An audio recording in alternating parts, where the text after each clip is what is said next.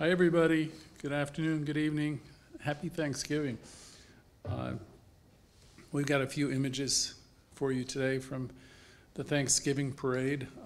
Again, good evening. Welcome. Welcome to you, especially if you're here for the first time. This is not our normal class. Usually this is our self-healing class based upon the work of Louise Hay and her book, You Can Heal Your Life. We know there's a lot of people at home. Some of you are home alone, some of you are with your family, some of you have already had a Thanksgiving meal. However you found us, though, it's good for us to come together and connect. Thanks, Kat, for that beautiful treatment, affirmative prayer. So we come together always.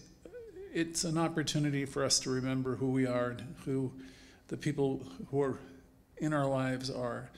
You know, we teach some spiritual truths here.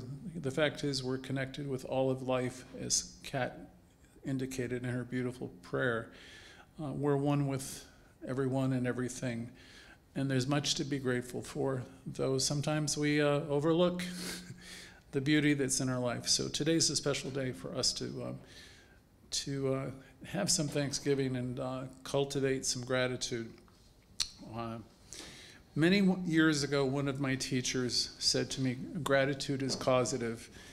And I thought about that a lot, and it's really true. If I can come from a place of being grateful or having gratitude, everything starts to shift. So logically, if I can bring myself to that place of gratitude more often, things will turn around more often. So it becomes, actually, it can become a practice, having gratitude. So we joined today. I want to welcome you again. This is First Church. This is First Center, Religious Science, New York. We have listeners everywhere. If you happen to be out of the country, this holiday is uniquely American. It started being celebrated back in Plymouth. I think it was in the 1631, if I'm not mistaken. So it's been celebrated ever since. It became a formal holiday at some later point that Seth pointed out on Sunday. So you might have been among the thousands of people today if you're in New York, or you might have even been watching on TV the Thanksgiving Day parade. This tradition dates back nearly a century. There was a procession of giant inflatables. You might see a couple on our screen, and floats. And they streamed for over 40 blocks from Central Park to Herald Square. You can see some of them there. Bluey's balloon towered as tall as a 4-story building. Then there was Stuart, the one-eyed minion, to thrill the crowd. And Snoopy, of course, was dressed there as an astronaut, followed by another favorite, which was Papa Smurf. I'm told that this year's parade featured 16 giant balloons, 28 floats, 40 novelty and heritage inflatables, 12 marching bands, and 10 performance groups. There were 700 clowns, and of course there was Santa Claus. The procession of characters were joined by various singers, notably Paula Abdul, a band called Fitz, and the Tantrums, and there was a boy band called Big Time Rush. Gloria Estefan was there too, and also gospel singer Kirk Franklin, and many, many others. So maybe you watched it on TV, maybe you were there. It wasn't very far from here. So a lot of festivities today. Happy Thanksgiving. Last week I did talk about the background of Thanksgiving a little bit. And it does go back to 1621. In 1621, this little settlement that was called Plymouth at the time, which really wasn't much of anything, invited the natives, I think it was the Wampanoag natives, into the settlement, and they had a big feast which lasted for 3 days that celebrated the autumn harvest. And as I said before, we've been in some way, shape, or form, celebrating this annual harvest and giving thanks ever since. When you come into our center, though, we have a different thing going on in Thanksgiving. We don't have any dogma or anything like that here. We have a teaching and we have a perspective, we have a philosophy of life where we start with the idea that there is this thing, this good that's always here, it's in us, it's around us, it operates through us. And we show people that it's possible to experience more good. You know, you can, you know, the kingdom, if you want to call it a kingdom, that's a phrase we don't use too much anymore. It's at hand, it's within, it's around you, it surrounds you. We talk a lot about learning to live the affirmative life here. And that's always going to be, if you're going to live the affirmative life, the answer is in the phrase. It means you're going to look to take the positive approach. That was a phrase that Louise would use. Learning to develop a positive approach in your day-to-day living. So that's what we talk about. That's what we learn how to do here. We look to see the good. And we constantly are working on releasing the negative or the stories that we might have going on. We've studied and we've developed some insight, those of you who know and who attend here, as to how it works. How it works was the name of one of the chapters of our textbook by Ernest Holmes. So we study how it works, we practice the presence, the awareness. We're always lifting our sights higher, as Emerson would suggest we do. Take the high road wherever we can. And we're happy to share what we've learned with you, so you might consider practicing it yourself. This isn't anything any of us can do for you. This is something you can do for yourself, and the way you develop confidence in this teaching is by practicing it. I can't give it to you. I can show you how it works. We can, through our prayers, through our treatments, we can guide you a little bit, but the inner work is ours to do. This particular chapter, center, has had some great teachers over the years. Raymond Charles Barker was one. He was the founder, who wrote a classic book entitled The Power of Decision. It's still in print. It's very good. I'd recommend it. Most of you are far more familiar with Louise because her work circled the globe, and you know, God knows how many millions of copies of her book, but it's touched, you know, the world. And she happened to get her education here at this particular church/center. So I think most of our audience, which now is hundreds of people, find us through her work. So Louise took the teachings of Ernest Holmes and she made the work of Ernest Holmes more understandable. It's just, these are not really tough concepts to understand. And so Louise was unique in the sense, she just broke it down and she said it's all very simple. And it is. So she could reach a whole new age of people, and we are grateful for Louise today on a day of gratitude because of her we have a much, much larger audience and we're helping people all over the country.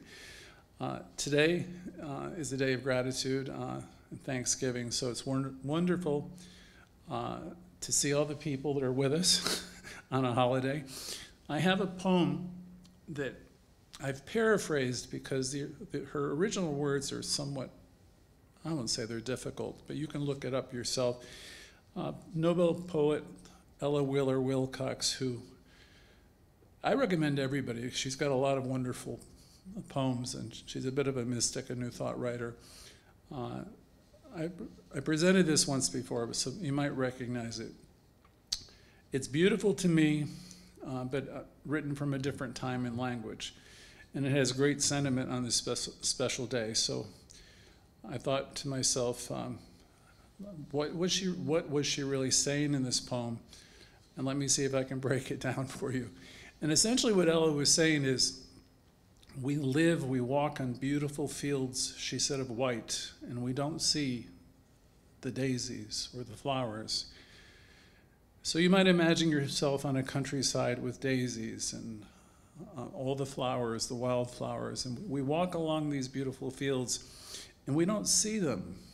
We don't see the butterflies and the majestic birds. But the glory of all of it, she said, is in common sight. It's right there. We rarely offer praise for these beautiful things, the wildflowers, the birds, the extravagant beauty that's poured into nature all around us, the things that are in common sight. No, we're looking for some supreme thing to crown our lives with splendor. I believe what she's saying here is we're looking for the big things. I don't know, it could be a person, it could be a material thing, it could be, we're looking for things, and she's trying to have us see that this majestic, gorgeous beauty, this rich and opulent life that we have is surrounding us, and so it's an invitation to notice. And she was suggesting we ignore often our daily store of pleasures, which she said are very sweet and tender. She said we ignore the people, the blessings of love, the friendships, the health we have, and all the things around us. Our cares in life are bold, and the cares of the day push their way into our thoughts and into our feelings. Our worries take over also, and our fears. They are with us all through the day, and she said they're stealing time from our pleasure and from our peace. So I was interpreting that, you remember the expression, take time to smell the daisies or roses, really it's telling me I could take more time to practice gratitude and get into moments of appreciation. A few more times out, a little bit more awareness. Because all of these beautiful moments are always there for everyone. I'm reminded of Auntie Mame, life is a banquet, but most people are starving to death. The good is around all of us, but we have to find a way to slow down enough to see the good. Or they'll pass us by, they'll be there, as she said, in the field, but we won't see them. When we forget the connection that we have, because all of us are connected with Source, but when we forget it, then you're flying solo, or it'll seem that way. And, Louise would have said in one of her songbooks, remembering and forgetting, it's the game we play. So when we're remembering who we are and we're plugged in, we feel fortified, we feel strong.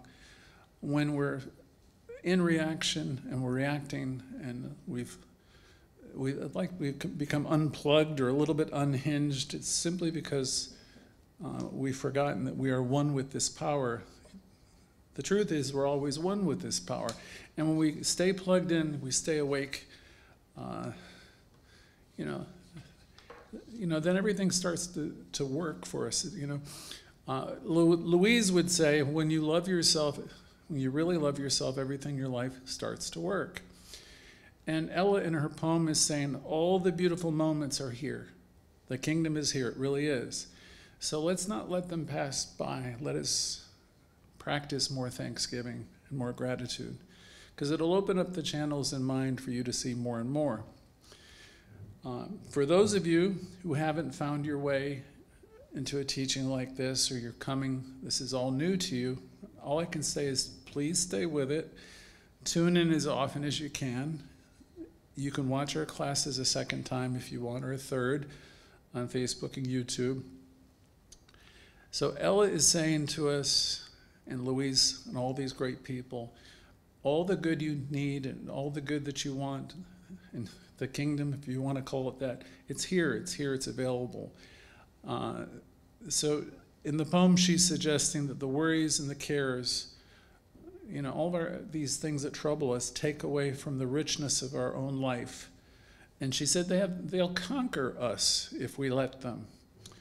So we want to have the courage to stand up and release them and refute them and trade in the lesser ideas that we hold on to for the greater, and proclaim the truth and say things boldly like, I am supplied and supported. I'm an inlet and outlet of God consciousness.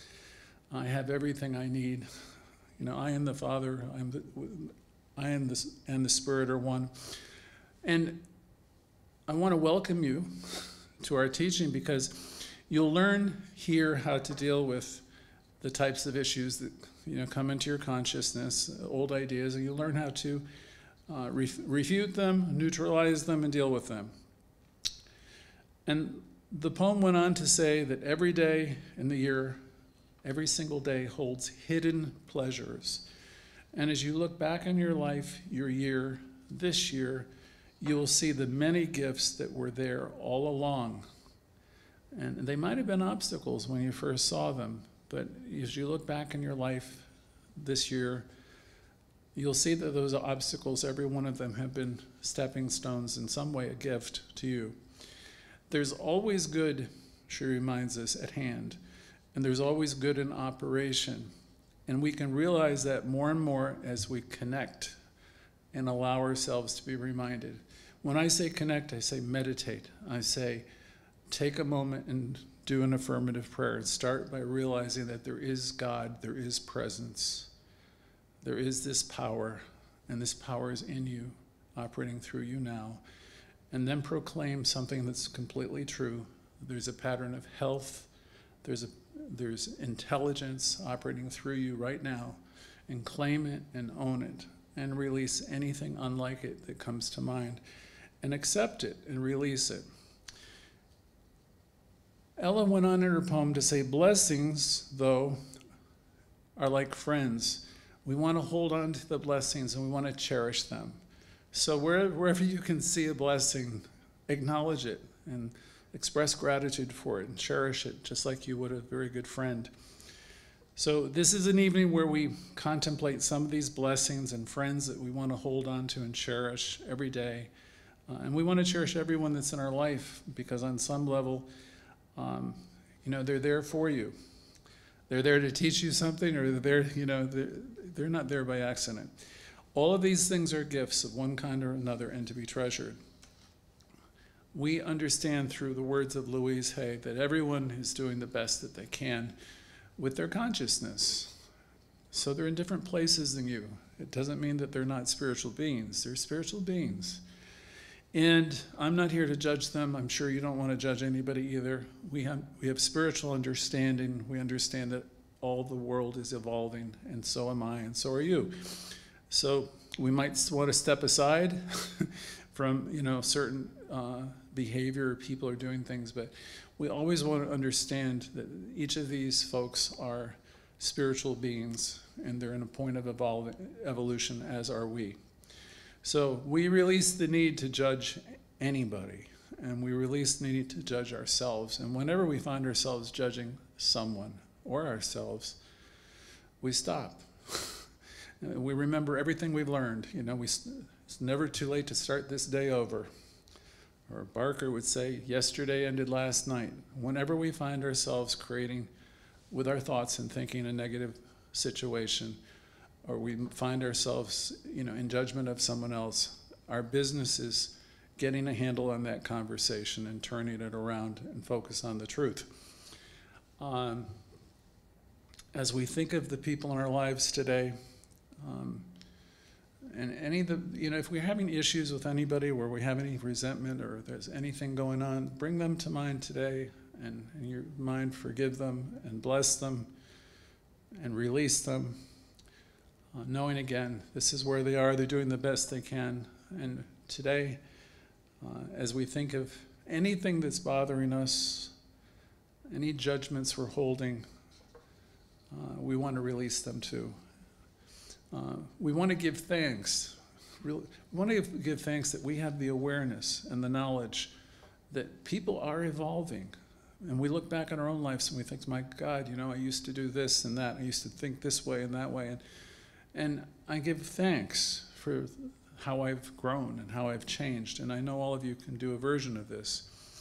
And our thoughts are changing, and we know that life is going forward. Today and tonight, we gather once again in gratitude. Once again, we want to release the need to be critical. We want to have the willingness to forgive ourselves today. And as we're able to do that, we can extend it to others. our intention is to be at peace and to come from a grateful place. Not just today on Thanksgiving, but especially today, and to carry that forward. We have the awareness that we can heal our lives, and we can reach out and we can touch other people in gratitude. Once again, we release the need to judge or criticize anyone, our family, our friends, or ourselves. That's genuine Thanksgiving, and we can be filled with gratitude. So again, we see all the names that are here, the people are here, and the families, and the people who will be watching this broadcast tonight and through the weekend. Welcome again in Thanksgiving. That was, by the way, my little interpretation of her poem, and the opening was a little bit different than previous years when we've done this. I'm going to skip the Louise Hay meditation because this lesson is a little bit long, but I'll give you where she starts it off. Louise would say, deep at the center of our being, there's an infinite well of gratitude. This is for Thanksgiving. And let's allow this gratitude to fill our hearts, our minds, our bodies, our souls. And let this gratitude radiate out from us in all directions, touching everything. The more grateful we feel, the more we're aware of how wonderful life is. The use of gratitude makes us all feel good. It's an expression of our inner awareness and joy. We're grateful for our bodies, we're grateful for our health, we're grateful that we can express ourselves, we can feel and touch and taste. We're grateful for our homes, our families, our good friends. We're grateful for everything. We're grateful for the talents that we have, our abilities, and that we're able to express them. So we're grateful for one another on the call. We're grateful for life now and forevermore. So that's the shortened version of Louise's meditation. And now this special Thanksgiving Day, I was thinking about my parents. I'm grateful for my mother, father, grandparents, everybody that raised me. And I invite you to think of the people who raised you. Think of them. They might have had some struggles. They might have gone through many things, but they gave you a lot, and you learned a lot from them. And you might recall your father figures, your uncles, your brothers, and think about how they added to your life, and maybe in your mind a thank you to them, in your heart. And then let's let ourselves be thankful for whatever comes to mind. And we think of all these people, these father figures, mother figures that come to our mind who acted in some loving capacity. We want to think about them now with love and affection. Bring them to mind and say thank you.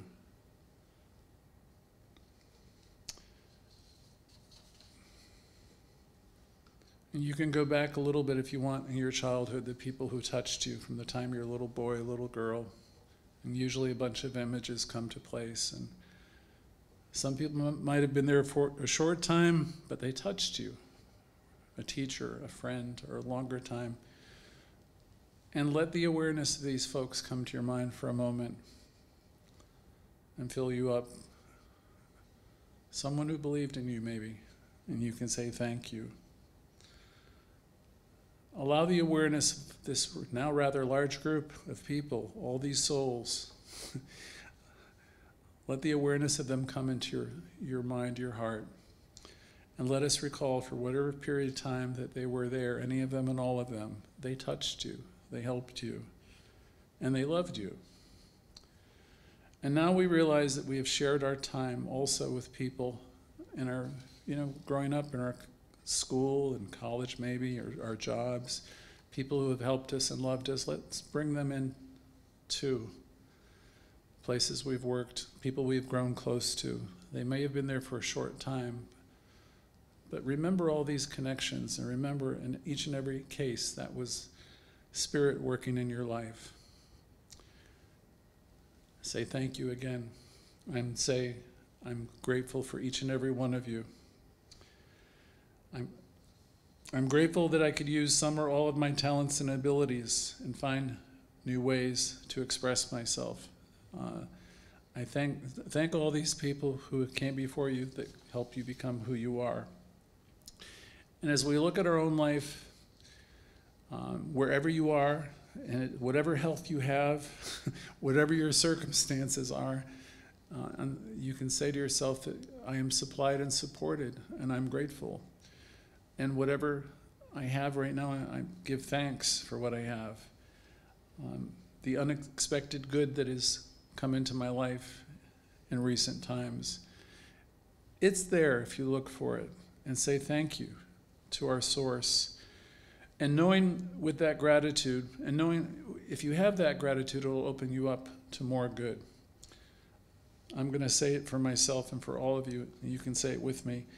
I'm grateful for all the good that comes to me. I'm grateful to all the good. I'm grateful to all the good that comes to me. And as you acknowledge goodness and you see it and you train yourself to see it, floodgates of good, it keeps coming more and more and comes to you. So gratitude, again, is causative. The more you're able to see it and experience gratitude, the more good comes to you. So there's probably 20 more statements here about being grateful. I think probably could never say enough. I'm grateful that I'm grateful. I'm grateful that I'm in this teaching, which reminds me that yesterday ended last night, and that I can drop any and every story I might be having. Stories like ain't it awful or poor me, I can drop all of that. Starting today, starting with this class, starting right now, this wonderful Thursday class that we do every week, I can begin again. So this holiday is a special holiday. It's based upon sharing. It's based on gratitude. In many places, it's a traditional celebration of the remembrance of our family and loved ones. So Louise Hay and Ernest Holmes, who are always a great source of inspiration for me and my thoughts, have helped shape me, and I'm grateful to both of them and all of the teachers who've taught me everything through the years. Louise always started with something simple. She would say, all is well in my world, and life loves us. So let's take that idea into our hearts today too. All is well in our world, and life loves us. And everything's gonna be okay. In fact, everything is okay. So if you happen to be home alone, and you know you've had a week full of stress and things have been bothering you, let me pass on the idea in gratitude from Louise, all is well, right? Life loves you. Remember that one too, and everything's gonna be okay. And I'll correct her by saying everything is okay. And it will get okay, you'll see it quicker. You'll know that it's okay. There'll be a quickening the more you practice it. And if you can release anything that's working against you, that's one of the keys too. It was Socrates who said the unexamined life is not worth living. Wednesday nights we're doing an addiction series, and there's like 3 inventories. We do inventories not to see what's wrong. We do inventories to see what we might be doing or thinking that's getting in our way. So let's release the things that are getting in our way so we can stay focused on the God or the good. Again, in Thanksgiving, let's all know tonight deeply and profoundly that all is well and life really loves you, and it's always trying to get your attention so you can step up into a world of peace and joy.